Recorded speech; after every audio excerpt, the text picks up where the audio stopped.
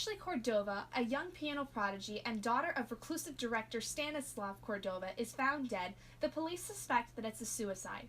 Many signs point to it, including that Ashley had suffered from depression for most of her life. However, shamed investigative journalist Scott McGrath believes there's a different story involved, and even believes that her own father is involved in her death somehow.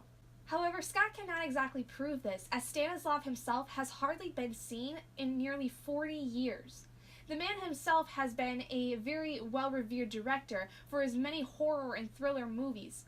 However, there are other people who think that he is an essential maniac and want all of his movies to be banned. Scott first started investigating Stanislav when he had received a tip from a possible employee of the Cordova family, saying that Stanislav was starting to be very secretive and he was starting to lead him in different directions that seemed kind of scary to the guy. However, when this case pops up and starts to catch the attention of Scott himself, he starts to realize that maybe Stanislav does have some actual part in the fact that his daughter committed suicide. So he enlists the help of an aspiring actress named Nora and a very aloof other character named Hooper, and they try to find out exactly how is Stanislav involved, if he is involved at all, in his daughter's death. In Marisha Pessl's novel Night Film, we follow Scott and his friends as he starts to unravel the secrets behind what exactly happened to Ashley Cordova.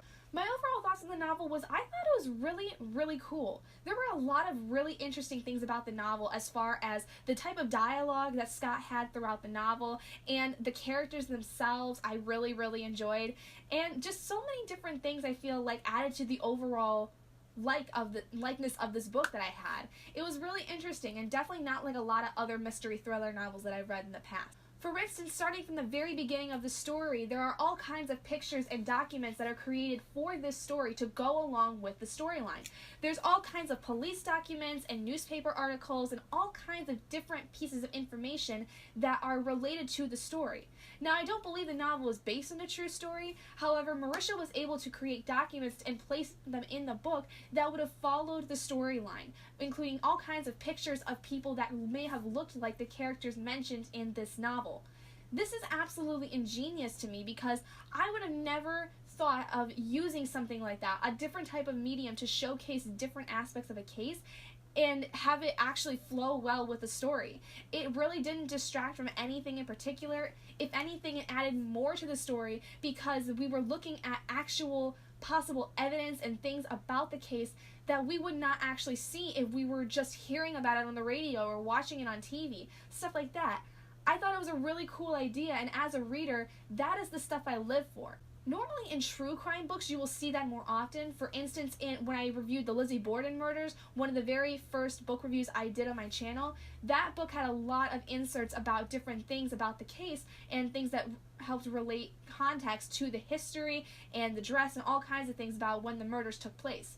This is a fictional story that has these pieces of information weaved into it that makes the story seem more real, which is fantastic to me.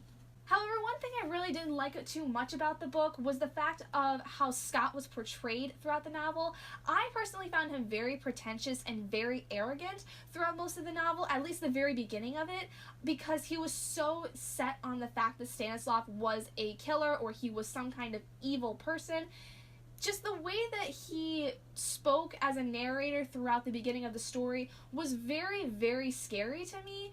And he sounded like a guy that I would have absolutely hated if I had actually known him, because he sounded so pretentious and so arrogant and that he was the best thing in the world and nobody could put him down for it, stuff like that.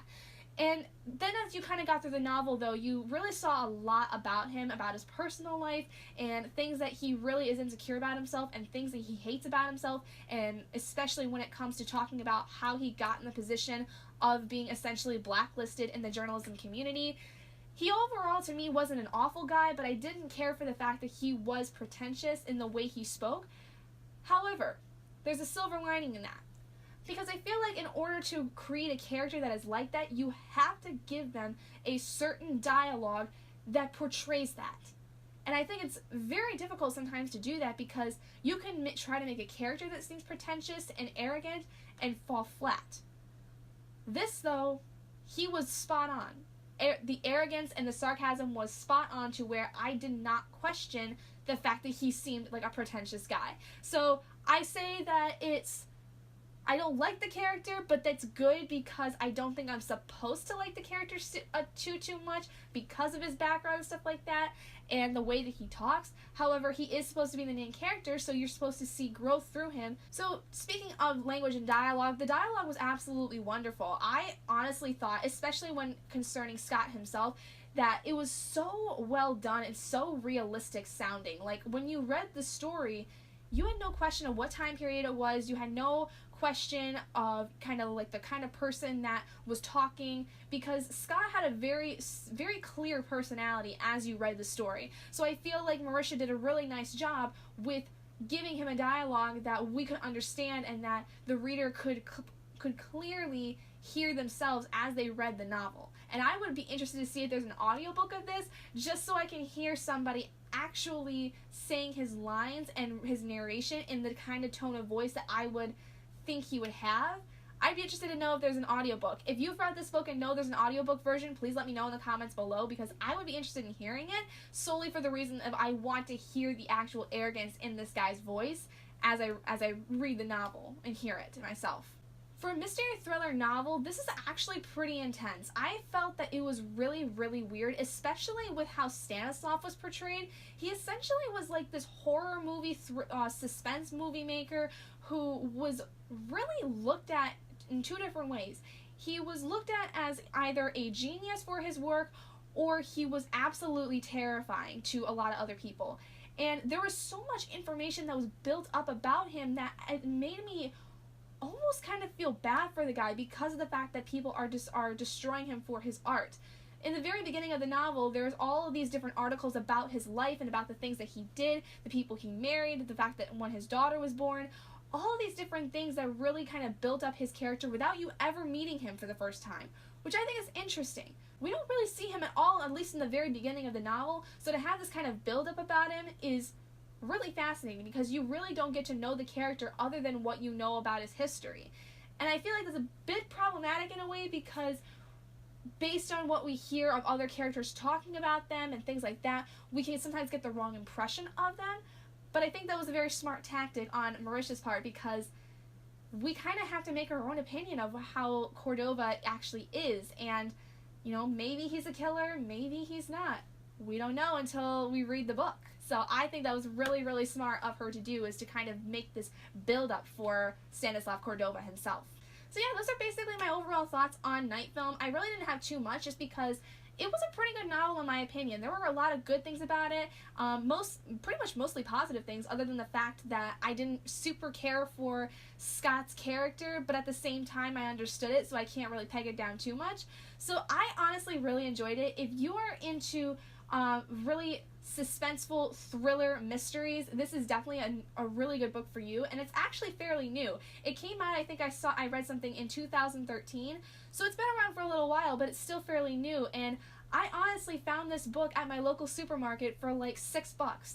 And if you hadn't noticed, it's a pretty good sized book. And it has all these different pictures and things in it that really build the story up a lot, and it's just overall a really interesting story that I think a lot of people would really, really enjoy if they're into mysteries. So let me know if you guys have read Night Film yourself and what you thought of it. Anyway, thank you guys so much for joining me in this book review of Night Film by Marisha Pessl. If you guys did enjoy it, please do give it a big thumbs up. And if you're not already and you'd like to be, hit that button down below, subscribe to become an owlet in our flock. And I will see all of you guys in my next video. Bye guys!